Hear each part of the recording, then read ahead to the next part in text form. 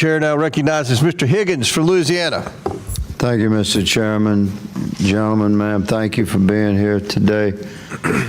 Governor, when you took office, this fraud had already begun. Is that an accurate assessment? That's accurate, Mr.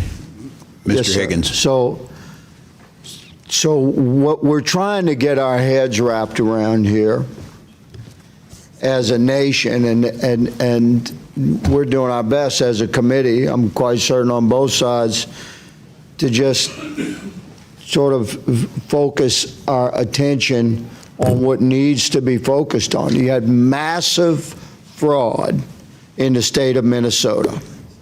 And when we started looking into waste, fraud, abuse, and theft across the country, Minnesota surfaced as a wow moment for the entire country. So naturally, you know, we look as a citizenry to, well, who's in charge there? And my old friend, Governor Walz, is in charge. And the truth is fraud had begun before you took office. So it's a reasonable question, Governor. Why, you're noted in many interviews, I'm not going to go through them ad nauseum, you were aware of this level of fraud and investigations, and yet it seems like nothing was done until the Trump administration reestablished itself in a second term, and we began broad investigations into waste, fraud, abuse, and theft, and Minnesota popped.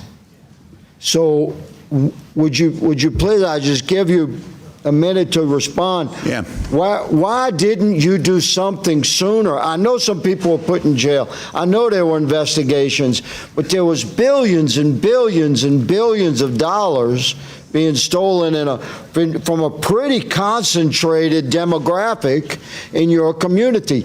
And this demographic is a significant political supporter for you and your party, good sir. So I just ask you, please explain. Yeah.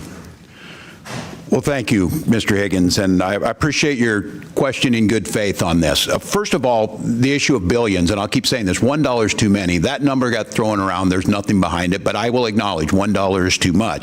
I will also note the characterization. I would say it's low. I would say it's low, but continue. Well, there's nothing to support that, but look. We will pursue it and assume that that's the case. We will still make the changes we need to make. The characterization that nothing happened until the Trump administration came in is simply not true. We worked with them in the first administration where USDA didn't take action, and I think that's documented. The fact is, starting in 2019, I went to the legislature asking for— But you didn't pause payments, Governor. The pausing payments— And the criminal investigation, which I'm running out of time, I want to jump to. The way America sees this, Governor Walz, respectfully, sir, is that this money just continued to flow. There was a high awareness of this waste, fraud, abuse, and theft, like organized crime level theft, and it seemed to be slow rolled, and nobody stopped the money from rolling in. And the money's gone, been remitted overseas. Attorney General Ellison, you stated in your opening statement that you sort of stated that your office only has direct jurisdiction over Medicaid fraud. Did you say that in your opening statement? Okay, well, you seem to indicate that you don't have, like, criminal authority, but you do, don't you? Under your own law, you have authority if the county district attorney asks you to get involved, or if the governor asks you to get involved, then your office can take lead on any criminal investigation, specifically if you have particular staffing and capabilities within your office, because it's statewide, to look into organized crime. Is that not correct?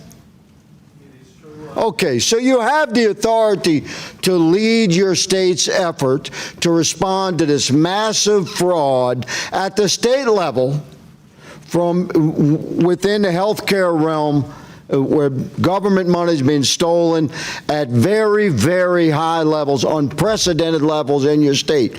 Are you leading that effort for the state of Minnesota? You're addressing it. Are you leading it?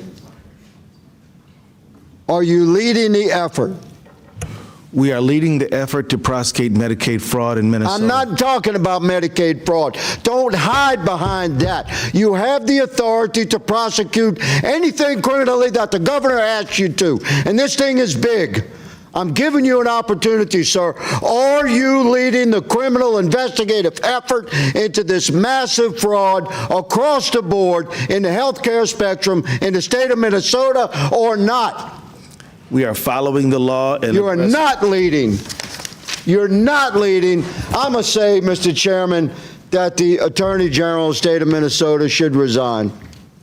I yield. Thank you. Gentleman yields back.